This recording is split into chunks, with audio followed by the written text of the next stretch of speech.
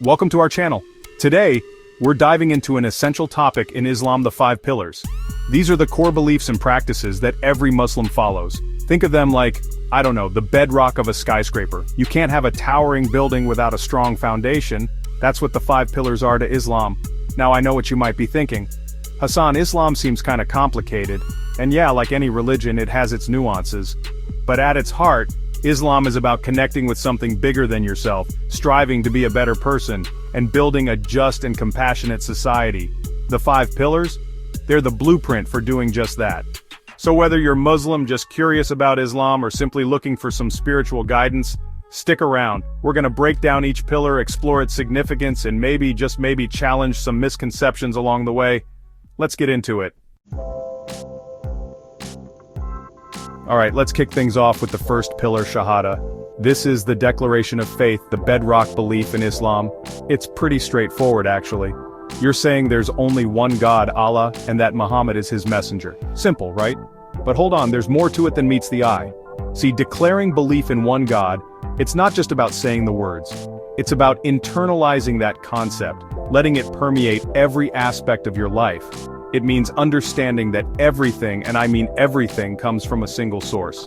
And Muhammad, he's not some kind of divine being in Islam, he's the messenger, the conduit through whom Allah revealed his final message, the Quran.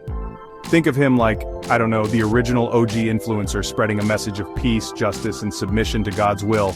Now, submission might sound a little intense, right? But it's not about blind obedience, it's about recognizing a power greater than yourself, surrendering to something bigger. It's about aligning your will with the divine will, striving to live a life of purpose and meaning, and that's what makes Shahada so powerful. It's the foundation upon which everything else in Islam is built. It's the compass guiding Muslims towards a life of purpose, morality, and connection with the divine. It's the starting point, the first step on a lifelong journey of faith. Next up, we've got Salah, the second pillar of Islam. This one's all about prayer, and no, I'm not talking about a quick whisper before a meal or a desperate plea during a tough exam. I'm talking about 5 structured prayers throughout the day, every single day. Now I know what you're thinking. 5 times? Hassan, come on, who has time for that? And yeah, it can be a challenge, especially in our fast-paced world. But here's the thing, Salah is more than just a chore or an obligation. It's a chance to hit pause, to disconnect from the chaos of life and reconnect with something bigger than yourself. Imagine this, 5 times a day, you get to step away from the hustle, find a quiet space, and just be present with your Creator. You bow, you prostrate, you recite verses from the Quran, and you pour your heart out. It's like a mini meditation session, a spiritual recharge 5 times a day.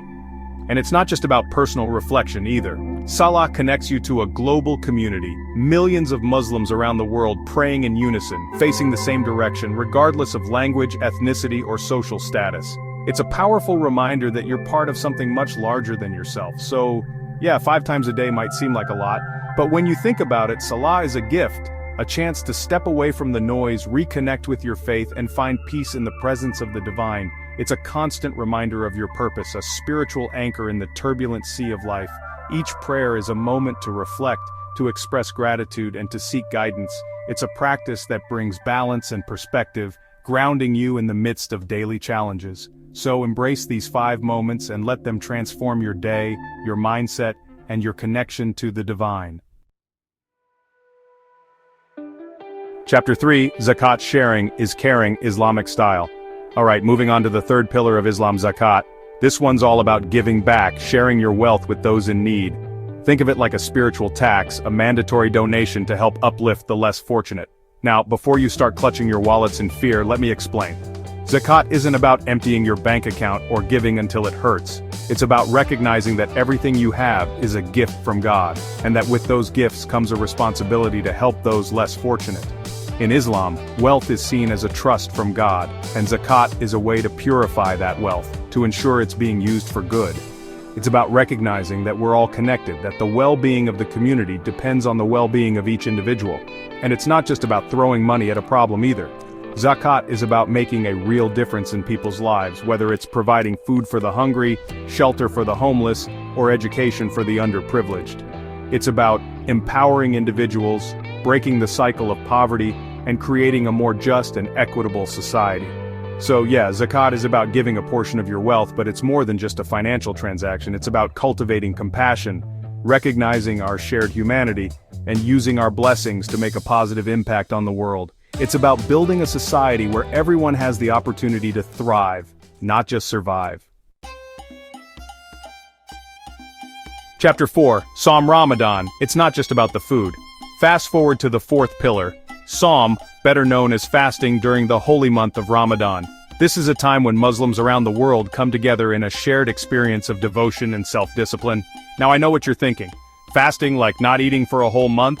Hassan, are you serious? It sounds intense, right? Okay, it's not the whole month, just from dawn till dusk.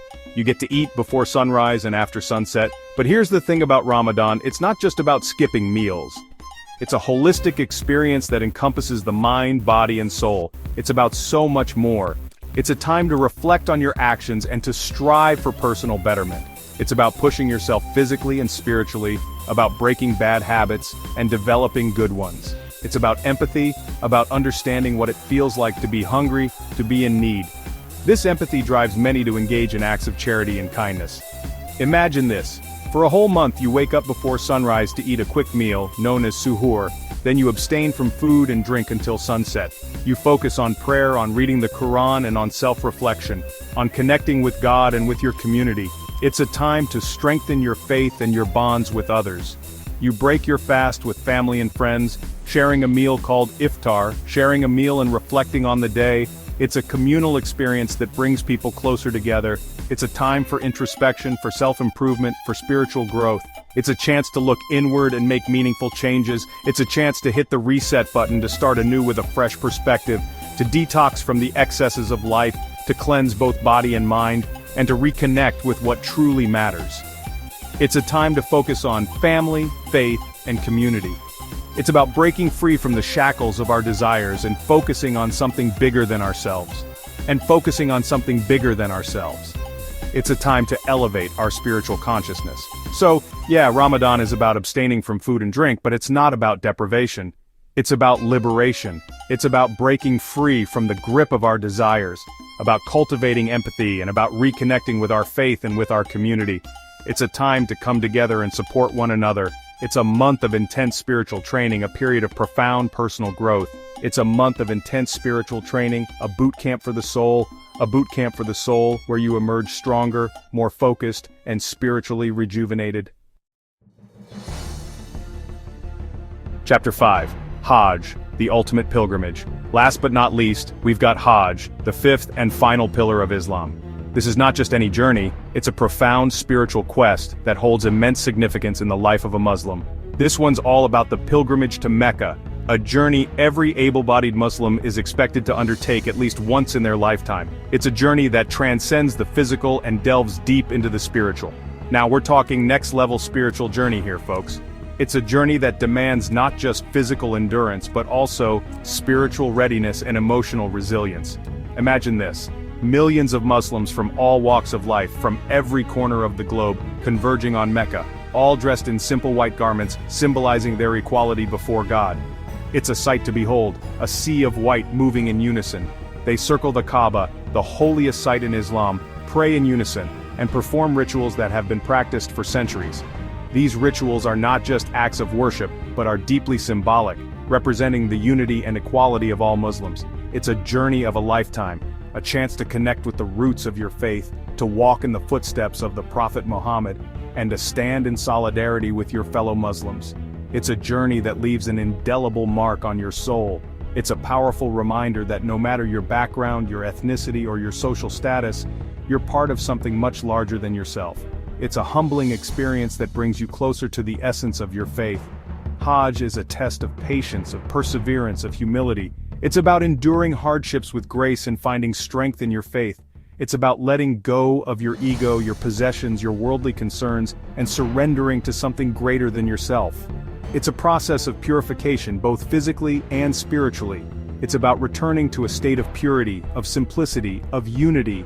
It's a reminder of the core values of Islam and the importance of living a life of humility and service. So, yeah, Hajj is a physical journey, but it's also a deeply spiritual one. It's a journey that transforms you, that renews your faith and strengthens your connection to God. It's about connecting with your faith, with your history, and with your fellow human beings. It's a journey that fosters a sense of global Muslim community. It's about returning home transformed, ready to live a life of purpose, meaning, and service to God and humanity. It's a journey that stays with you, shaping your actions and your outlook on life. It's the ultimate pilgrimage, a journey that stays with you long after you've returned home. It's a testament to the enduring power of faith and the unifying spirit of Islam. Outro: the 5 pillars, a foundation for life. So, there you have it, folks, the 5 pillars of Islam.